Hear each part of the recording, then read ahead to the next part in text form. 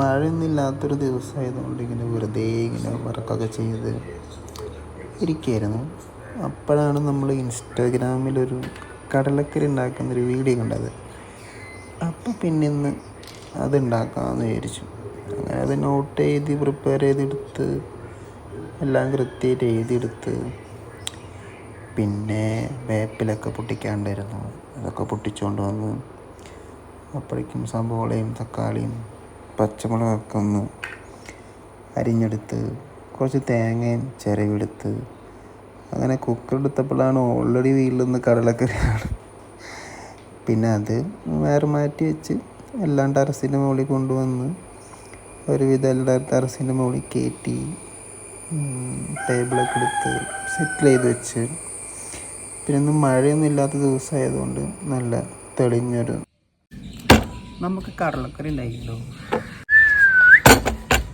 വെള്ളത്തിലിട്ട് വെച്ച കടലയാണ് കേട്ടോ അത്. 2 കടല കറുകപ്പട്ട, ലേശം മഞ്ഞപ്പൊടി, കുറച്ച് കറിയുപ്പ്, പിന്നെ കുറച്ച് വെള്ളം, ഒരു ചെറിയ കുക്കർ. എന്നിട്ട് ഇതൊക്കെ ഇതിൽ ഇട്ട് കൊടുക്കാം.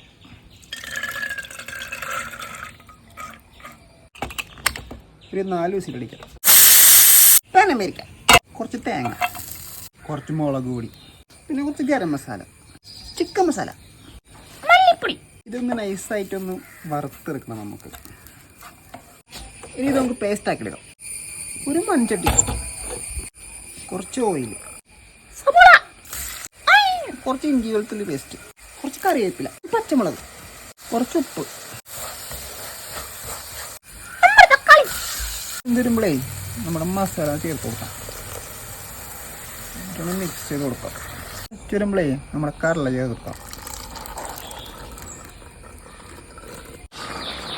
ഇതിപ്പോൾ കടലക്കറി എന്ന് പറയാൻ പറ്റില്ല, കടലിട്ടൊരു കറി അങ്ങനെ പറയാനേ പറ്റുള്ളൂ. നൈസായിട്ട് ഇതായിട്ട് പണി വാളിയിട്ടുണ്ട്. സാരമില്ല, നമുക്ക് അടുത്തേക്ക് പിടിക്കാം. ഇപ്പോൾ നാളെ ഇരിക്കാം.